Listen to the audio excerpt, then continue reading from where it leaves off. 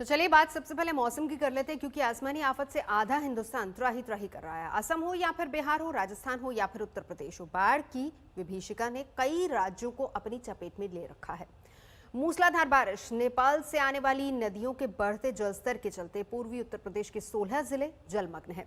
कुदरत के कहर की ऐसी ही तस्वीर दिखाने के लिए आज तक संवाददाता आशुतोष मिश्रा बाराबंकी जिला पहुंचे।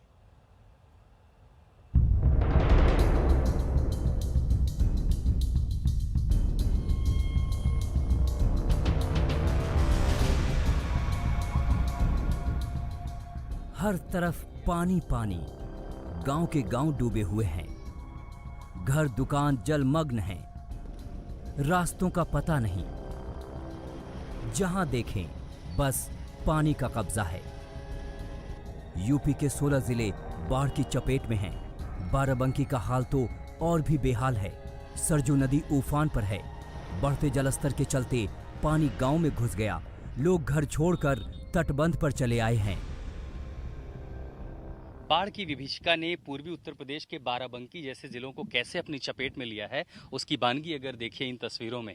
हम बघौली पूर्वा जिस गांव जाना चाहते थे, रास्ते में न जाने ऐसे कितने गांव हैं, लेकिन उन तमाम गांवों की जो कनेक्टिविटी है, जो संपर्क मुख्य शहर से, वो कुछ इस तरह से प्रभावित हुआ है। इसीलिए जिन लोगों को निकल के आना है, या तो वो नाव के सहारे आएंगे या फिर जिंदगी को जोखिम में डालकर कुछ इस तरह सड़क नापते हुए ये तमाम सारे लोग निकलने की कोशिश कर रहे हैं। जो लोग लो लाइन इलाकों में थे, निचले इलाकों में थे, उन्होंने पनाह इन तटबंधों पर ले ली है। ये तटबंध इसीलिए बनाए गए थे ताकि जैसे ही पानी का, क्योंकि ये पूरा इलाका बाढ़ग्रस्त होता है हर साल लगभग, तो जब बाढ़ आए तो ये तमाम लोग किनारों पर आ जाए। तो घर का सामान क्या है, वो आटा दाल चावल लाए हैं, वही बनावा खाया जाता है। यहाँ अगर जाना होता गांव के लोग तो कैसे आते जाते तो हैं? आने जाने के लिए वो नाव आती है, उसी से चले जाते हैं।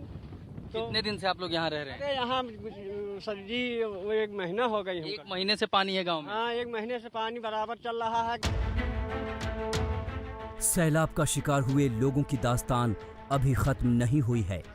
बाराबंकी शहर से आगे आज तक संवाददाता बघौलीपुर गांव की तरफ जाना चाहते हैं, लेकिन रास्ते भर सड़कें पानी में इस कदर डूबी हैं कि 4 पहिया गाड़ी जा नहीं सकती और 2 पहिया वाहन जवाब दे जाते हैं।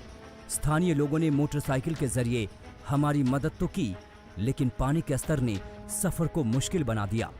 गांव को शहरों से जोड़ने वाली मुख्य सड़कें भी जलमग्न हैं।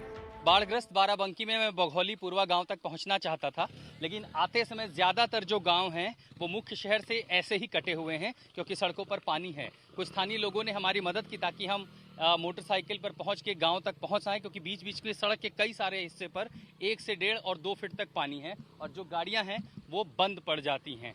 हम जिस मोटरसाइकिल पर जा रहे थे वो भी बंद पड़ गई और ये देखिए कुछ इस तरह सड़क पर है। यहाँ पर तबाही की तस्वीर ऐसी है जो देखकर डरा देती है।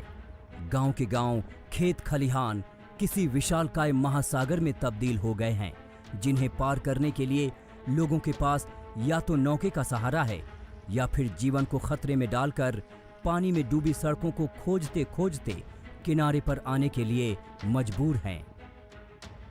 हम इस समय सनावा गांव की ओर जा रहे हैं और ये जहां मैं चल रहा हूं, दरअसल ये सड़क है। सड़क मैं महसूस कर पा रहा हूं, देख नहीं सकता, पानी ज्यादा है।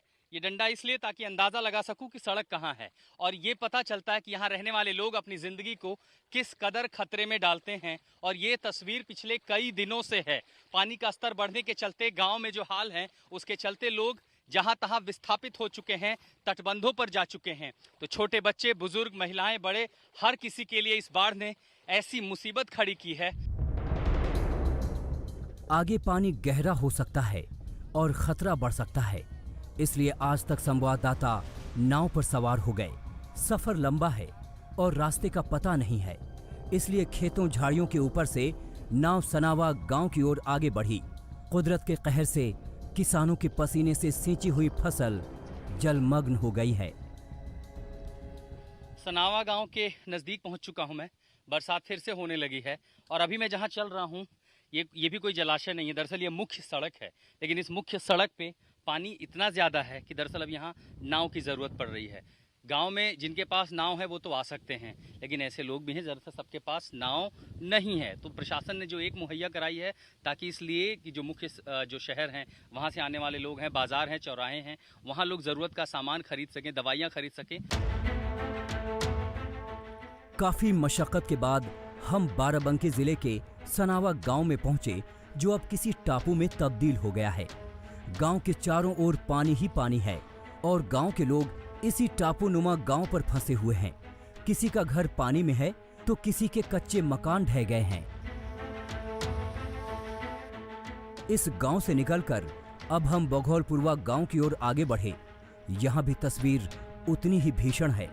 घर जब पानी में डूब गए तो लोग तटबंध के ऊपर त्रिपाल से बने टेंट में रहने आ गए। क्या बच्चे, क्या बूढ़े, क्या महिलाएं, हर कोई अपने घरों से दूर जान बचाने के लिए तटबंध के ऊपर रहने चला आया है। और आखिरकार अब हम बघौलीपुरवा पहुंच चुके हैं। गांव में एक 360 डिग्री के आपको तस्वीरें दिखाते हैं। जितने घर हैं सब पानी में हैं और एक लंबा समय इन्हें हो चुका है। स्थानीय लोगों से बात करने के पहले आपको तस्वीरें दिखाते हैं कि जो लोग यहाँ पर हैं उन्हें किन हालातों में रहना पड़ रहा है, क्योंकि ज़्यादातर घरों में पानी है। कच्चे घर या तो गिर चुके हैं या तो ढह चुके हैं, और उसके बाद अभी भी कई गांव में महिलाएं हैं, बच्चे हैं जो जहां तहां पर पड़े हुए हैं। हालांकि कुछ लोगों ने तटबंधों पर घर बना लिए हैं, लेकिन जो गांव में हैं, जो अपनी ज़रूरत का सामान छोड़कर नहीं जाना चाहते, उन्होंने गाँव में अपने घरों की छतों पर शरण ले ली है। उत्तर प्रदेश के 16 जिले, 875 गांव बाढ़ से प्रभावित हैं। सरकारी मदद नाकाफी है, दिक्कतें ज्यादा हैं और सुनवाई कोई नहीं। ऐसे में बाढ़ पीड़ित योगी सरकार की ओर नजरें गड़ाए मदद के इंतजार में बैठे हैं। गांव के गांव जलमग्न हैं, हजारों प्रभावित हैं। कुछ लोग गांव में हैं तो कई मालमत्ता लेकर तटबंधों पर जा चुके हैं। सबके सामने चुनौती है इस बाढ़ के पानी से बचने की। परिवारों में बच्चे हैं, महिलाएं हैं, बुजुर्ग हैं और हर किसी को दरकार है जल्दी से जल्दी सरकारी मदद की। बाढ़ग्रस्त बाराबंकी पूर्वी उत्तर प्रदेश से सत्या के साथ मैं आशुतोष मिश्रा, आज तक। नमस्कार, मैं हूं अंजना ओम कश्यप। हमें उम्मीद है ये वीडियो आपको पसंद आया होगा। लेटेस्ट खबरों के लिए यूं ही देखते रहिए आज तक, और इस वीडियो के पसंद आने पर लाइक, शेयर एंड सब्सक्राइब करना ना भूलें।